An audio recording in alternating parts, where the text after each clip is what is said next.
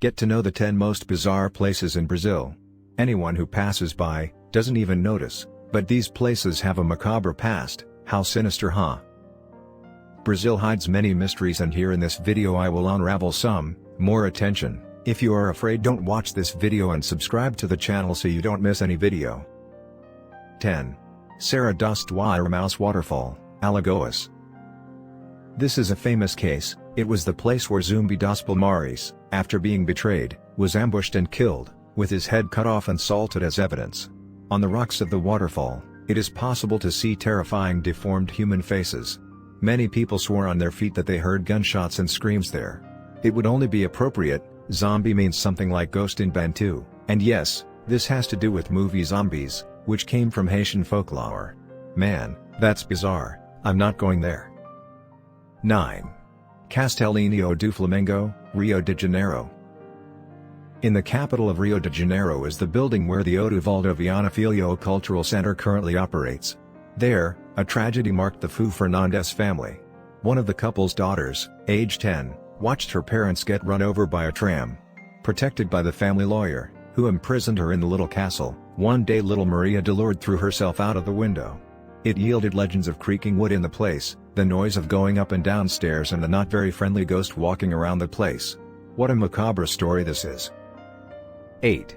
Vale do Anhangabao and Viaduto do Chá, São Paulo.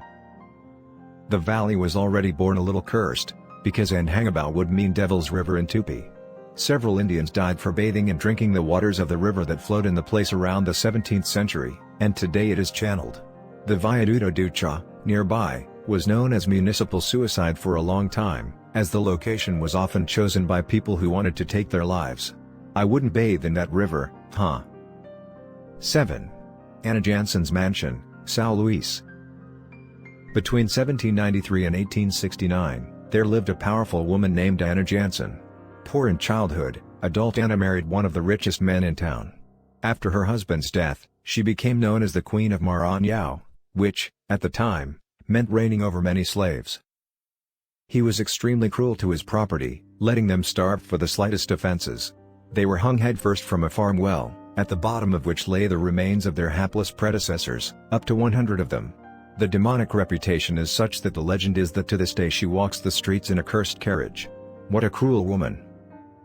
6. Martinelli Building, São Paulo. The first skyscraper in São Paulo, which has gone through decaying phases where no one can say what happened, is famous for hauntings, noises of people working when there is, or should be, no one else. He has at least 2 stories to back his fame. In 1947, the Jewish boy Davi was killed and thrown into the elevator shaft by a murderer nicknamed Midnight, who confessed to the crime. Another brutal, well-documented murder took place in 1960, when 5 bandits raped and killed the minor Marcia Teresa in one of the buildings. And me finding scary horror movie, that's until now, before knowing these terrifying stories. 5. Castellinio de Ruapa, São Paulo. The slaughter of a family in May 1937, of the mother and her 2 children, in the exotic construction, to this day instigates the imagination of those who pass near the Minhocão, in the center of São Paulo. The main thesis is that the 2 were fighting, pointing guns at each other, and the mother tried to pull away, with everyone dying. But some experts have raised suspicions that the trajectory of the bullets indicates a triple homicide. By the laws of the time, without direct heirs, the little castle passed to the government. It became an abandoned ruin until, renovated, it started to house the NGO Clube das Mães do Brasil. Good thing, because I wouldn't be interested in buying this building at all. Hold on to the chair or wherever you are, because now things are going to get even uglier. 4. Jornal do Camarcio Square, Rio de Janeiro. It's hard not to notice the archaeological ruin in the middle of the square, Cais do Valongo, a World Heritage Site, which today looks like a modest stone staircase that leads to a lawn. There once was the coast, before the landfill threw it away. It was the largest port of entry for slaves in America, up to 1 million of them arriving there. That is, 1 million alive. What makes it spooky is not just the shattered lives that landed there, but the ones that were already beyond use. Slave ships were infamously lethal, and those who died on arrival from the voyage, during the voyage they were thrown overboard, were buried right there. 3. Ilha Bahia, São Paulo.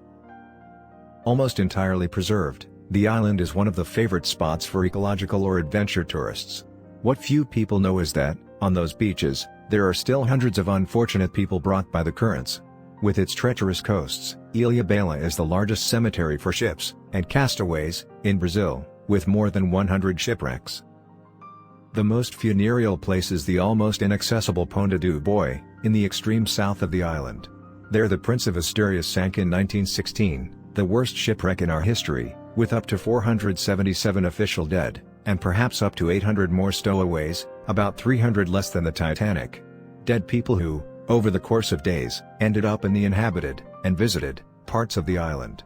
Tell me where this island is, I don't even want to go by plane. 2. Military Polyclinic, Niterói.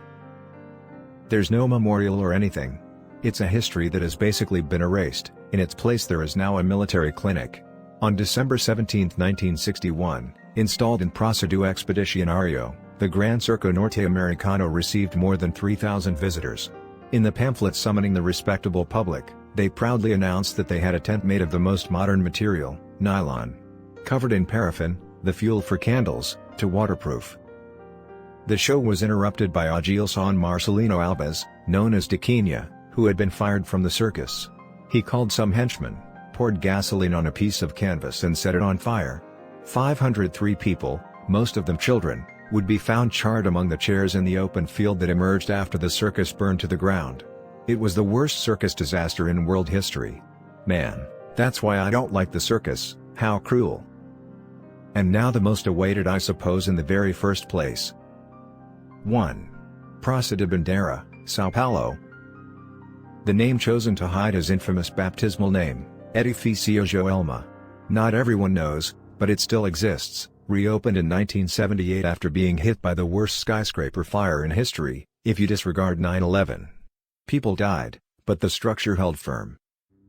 In February 1974, the incident left 198 dead, more than 300 injured and an aura of mystery that endures to this day.